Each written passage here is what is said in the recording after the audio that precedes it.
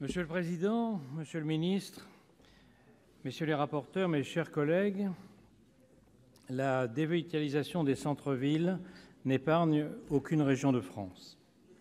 La proposition de loi portant Pacte national de revitalisation des centres-villes et centres-bourgs se fait l'écho d'un constat sans appel et d'une réalité quotidienne vécue par les élus et par les habitants. Le groupe des Indépendants salue cette démarche portée par Rémy Pointereau et Martial Bourquin, ainsi que par l'ensemble des sénateurs qui y ont contribué. Ne laissons pas s'éteindre les dernières lumières de la ville.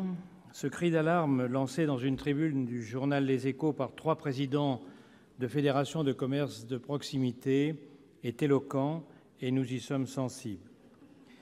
Si nous n'agissons pas aujourd'hui, les enseignes clignotantes des grandes surfaces à la périphérie des villes remplaceront demain nos clochers, nos pharmacies, nos librairies et les derniers commerces de bouche qui animent encore les centres.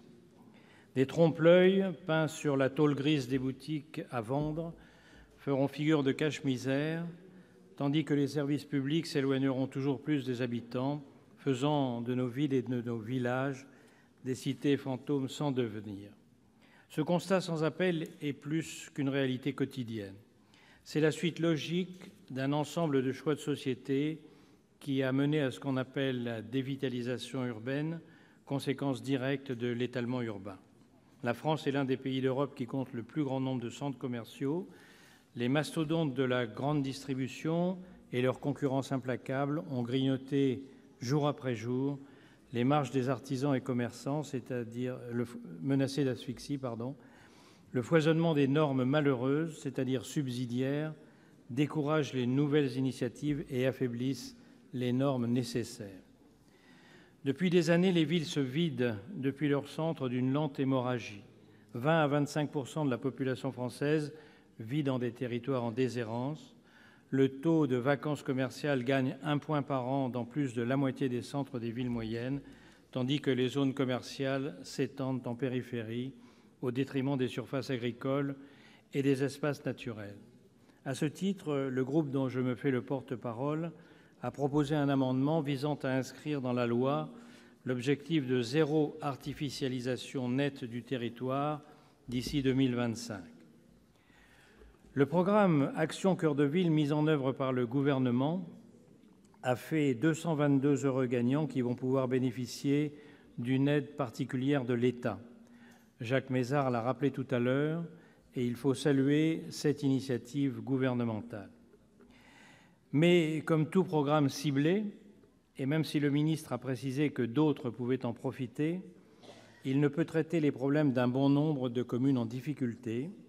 La proposition de pacte national de revitalisation des centres-villes et centres-bourgs a le mérite de compléter cette initiative gouvernementale, d'être applicable sur l'ensemble du territoire et de ne laisser aucune commune sans levier d'action. Comme l'a rappelé le ministre de la Cohésion du territoire, ces deux initiatives ne sont pas contradictoires ou concurrentes, elles sont complémentaires. Incitation, régulation et responsabilité partagée des acteurs sont les maîtres mots de ce pacte. Les périmètres d'opérations de sauvegarde économique et de redynamisation qu'il propose d'instaurer fondent leur autorité sur les élus locaux dans une logique de décentralisation et de développement des territoires. L'emprise de ces périmètres sur lesquels s'appliquerait l'ensemble de mesures structurelles du pacte serait néanmoins limitée à 4% de la surface urbanisée de la commune.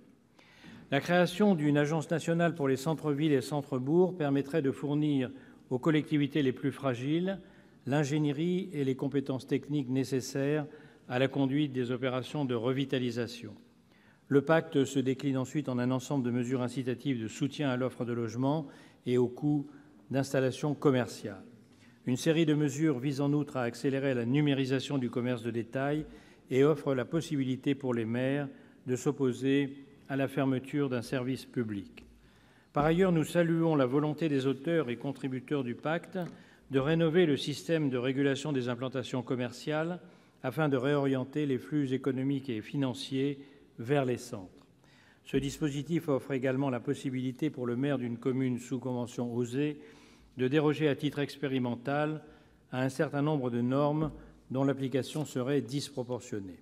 Enfin, il est important, et notre groupe sera attentif à ce point, que la rédaction définitive de l'article 7 du texte aboutisse à une rénovation salutaire du dialogue entre élus et architectes des Bâtiments de France. Il s'agit avant tout de démontrer qu'avec un minimum d'intelligence et de concertation, attractivité économique et richesse patrimoniale ne sont pas incompatibles et peuvent même aller de pair. Il s'agit aussi de faire en sorte que puissent être réalisés dans les meilleures conditions des projets locaux essentiels à la survie des quelque 18 000 communes couvertes par un périmètre de monuments historiques ou par un site patrimonial remarquable. La vitalité des centres-villes est au coeur de nos préoccupations. Pour toutes ces raisons, le groupe Les Indépendants accueille favorablement cette proposition de loi. Je vous remercie.